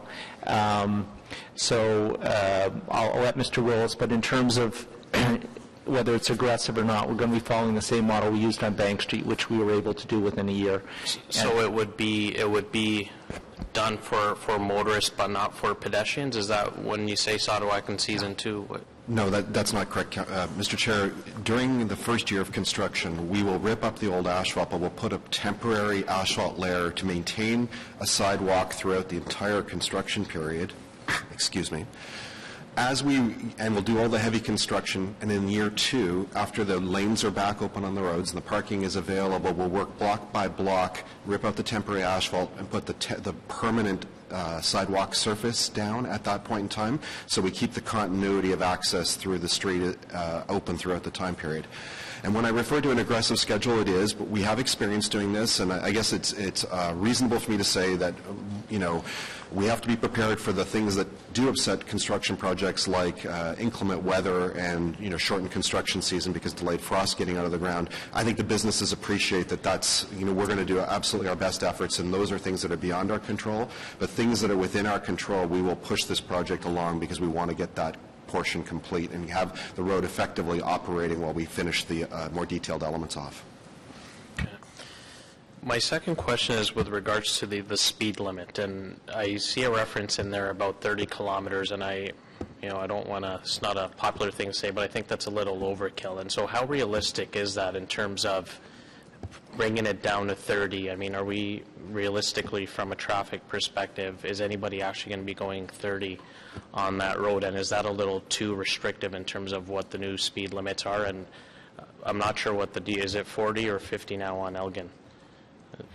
Chair, it's 50 now, and for the traffic to operate at the posted speed of 30, it has to be designed that way, and this street is designed for a slower speed. Even with the sidewalks, the animation on the street, it's a very calming effect on the street with those features already. But on top of that, we have several raised intersections, so that'll help calm the traffic as well. So we will achieve the 30K on this street. And I appreciate that the cross-section will be different, and so drivers will automatically be in that sort of comfort zone where they're not going to be going 50 or whatever they're going today. But is 30 a lot, though? Is 40 not a more reasonable, from a traffic perspective? I don't know if Phil Landry can comment on that. Is 40 a more reasonable speed limit to put instead of 30? I'm sure Phil was hoping to leave without coming up today, but... Through you, Mr. Chair. I think in this case, where the road's being designed, there's physical features that are being put in place to reduce those speeds, as well as the interaction that you're going to see in the future in terms of the pedestrians that are going to be traveling along the road, the parking, the width of the road. It's all going to lead to a speed that it won't feel comfortable driving more than 30 or 35 kilometers an hour And the majority of the people are going to be driving at those speeds because the majority of people drive at what feel comfortable. If you were to drive down the road today, where you've got the 4 lanes, driving 30 is probably not comfortable, so that's why people don't drive at that speed. But as you build the infrastructure to support those speeds, then you'll see that occur. But in some of the roads that were shown where we've done this in previous years, I don't think, I could be wrong, but I don't think we brought them down to 30 though, did we? Not the other streets that were. Okay, so this is something that's being driven, I assume, from the local councillor or from the community. How did we get 30 in the report? Because the corridor is so tight, we could not fit in the cycling facilities. So for the corridor to be a safe corridor for cyclists to ride in mixed traffic or share the lane, the street has to operate at 30K. Mm-hmm. But for example, in Westboro or Wellington, Richmond, when we did that, and some of the Preston, we did not bring those to 30. No, we did not, but there are alternative routes as well for those, for Wellington. We have Sharrows, there are bus stops on Wellington, so those other features slow down the traffic as well in those sections of Wellington. Okay. That's my only reluctance, Mr. Chair, and I know you've been working long and hard on this file for the past 3 more weeks, so I won't give you more hard time here today, but I am a bit reluctant about how realistic that 30 is. I guess, it's to be seen and to be determined, but if this is what the working group has sort of settled on and supports, I think, we'll accept that today. I'm not sure how realistic it is for us to expect drivers to be going down 30, but I think with the different cross-section that's coming into play, obviously, it might be outside their comfort zone as a driver to be going at 40 or 50 or whatever they're driving today. So, but I was a bit skeptical about that number. But anyways, if that's the working group's decision, I respect the work that they've done over the past year to arrive at it. So I'll leave it at that. And thanks again to Appreciate staff that. and delegations. Thank you very much. And I stakeholders. think that's everybody but Councillor McKinney. So, Councillor McKinney. Thank you, Chair. Thank you to everyone here today, especially to staff who I know have worked tirelessly on this. I know many of you, I've seen you hide from me in the community on a few occasions, I think not wanting to bring up Elgin Street. But it's been a process that has even surprised me. I'll be honest. The interest in Elgin Street and what you had to do to get where we are today has been both intense and impressive. We had a working group where we had residents, we had the Centertown Citizens Community Association on it, who have worked very hard. Obviously, the Elgin Business Association worked very hard with them. I want to thank all of you for the input and where we've got to today.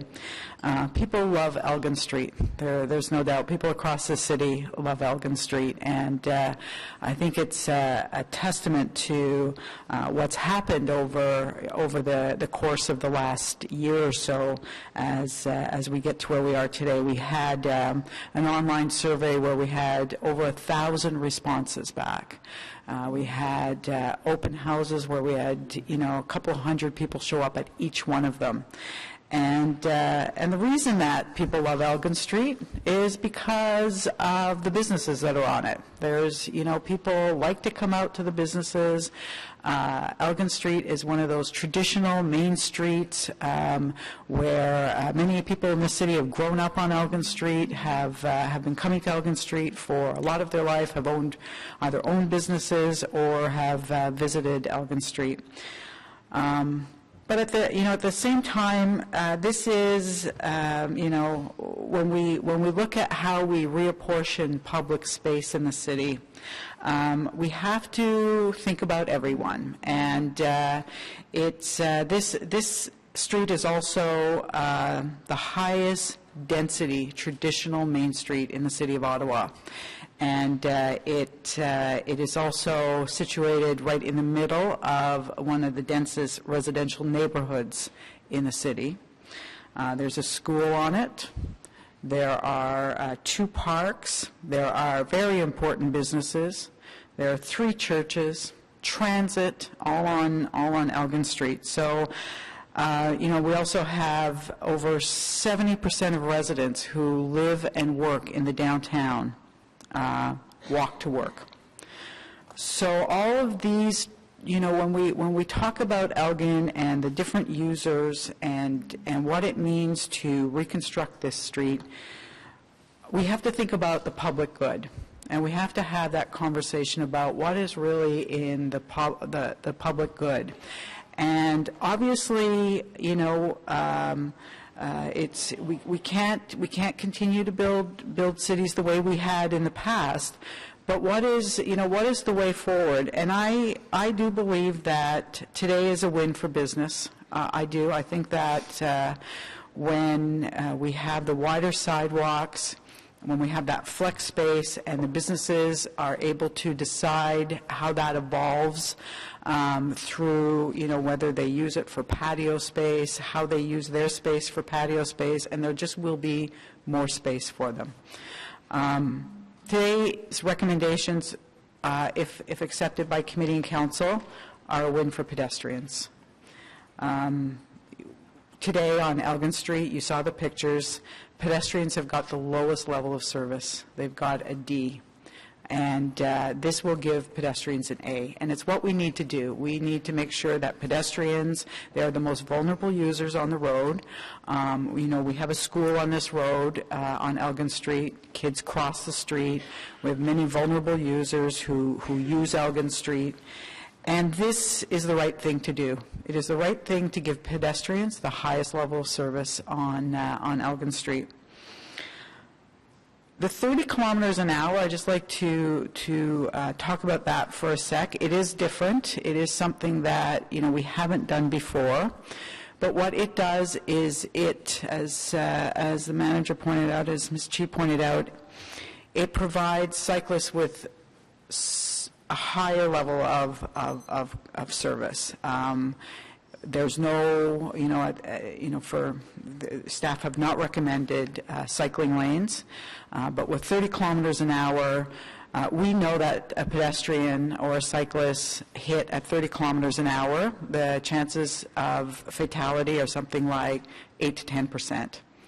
That takes a very significant upturn at 40 kilometers. At 50, it's 90%.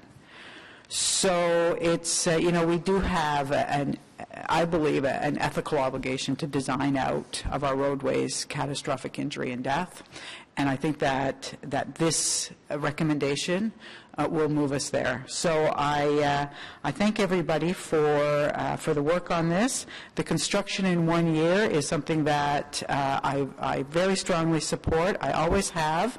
Again, I go back to this is a very popular spot for residents, for visitors, and for the businesses to survive the construction period. To have that done in 1 year is something that we're committed to. We're committed to working with you on, and to make sure that that the effects are mitigated to the best that we can.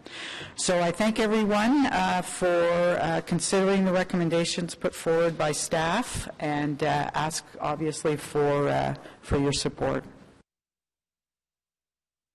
Thank you, Councillor. I believe that this has been one of the most challenging files that this committee has had to deal with this term. I can say personally as chair, it's been a challenging file. There are a lot of different stakeholders. We have business owners, we have residents, we have kids going to school and the parent council, we have commuters, we have pedestrians and cyclists and drivers and transit and everything all on the street.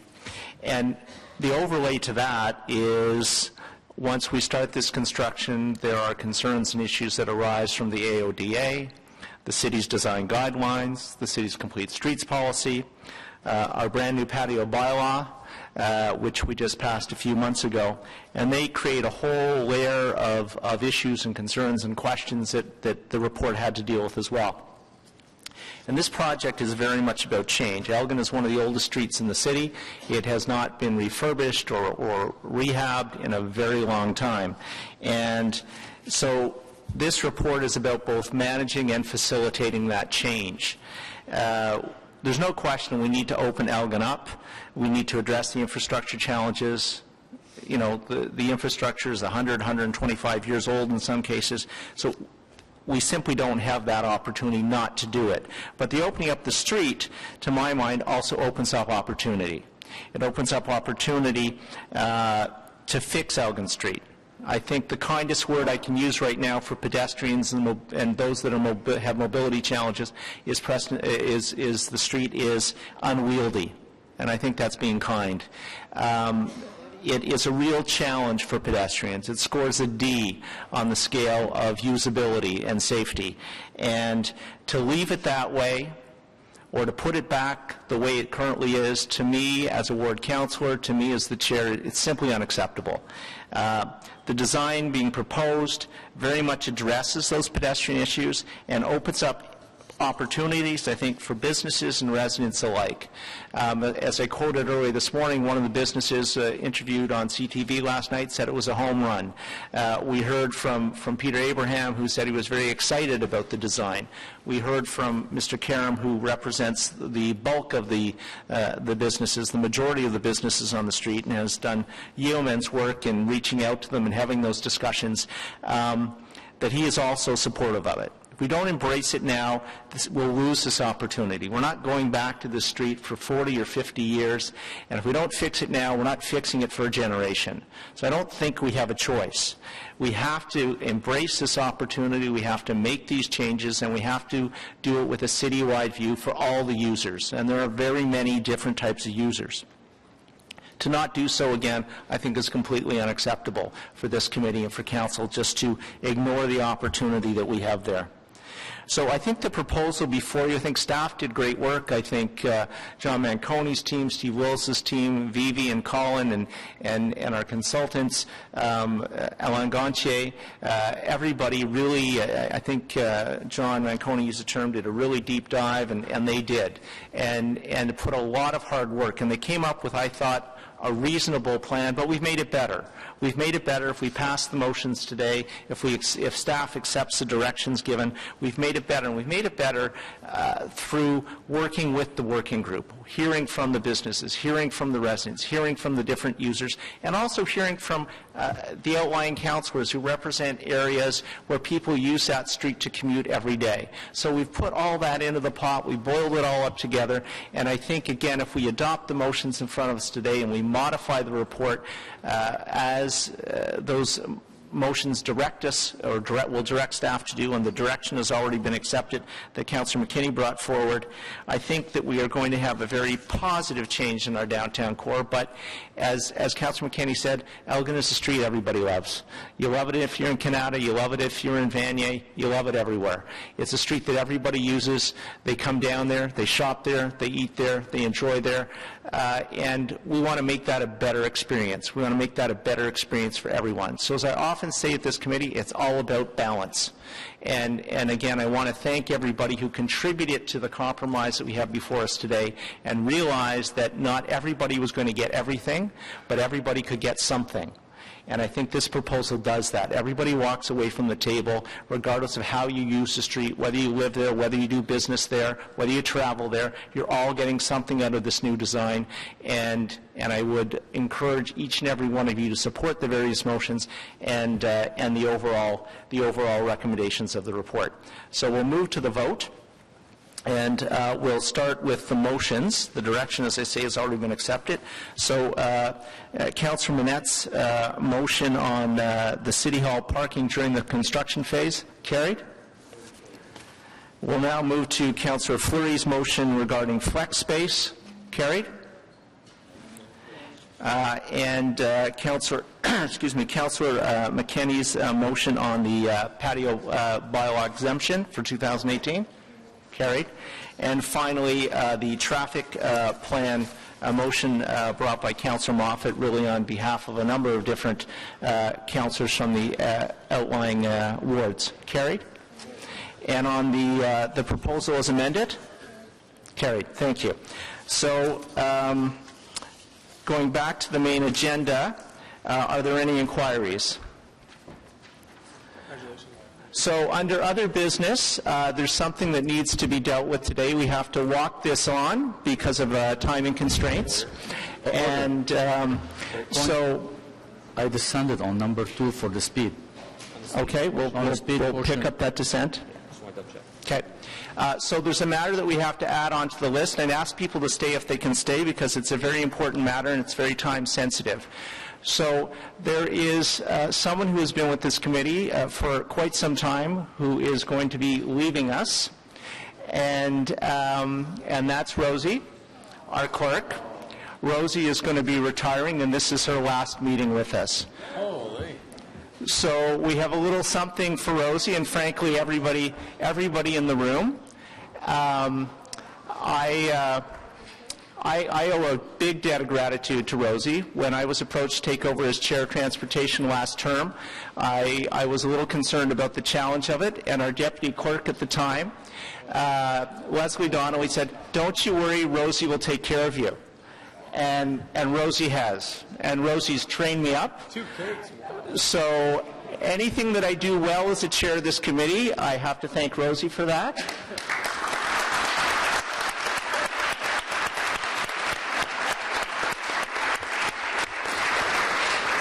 And I know Mr. Chair, this should be in the minutes, recorded in the minutes.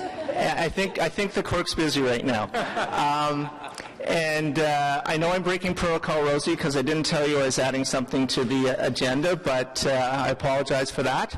And we have 2 cakes, yes. One is vanilla, one is chocolate, because we didn't know what Rosie liked best. So we're going to ask Rosie to come down and do the initial cut of the cake. And yes, and we're adjourned, but everybody in the audience is welcome to a piece of cake. Thank you very much, Rosie.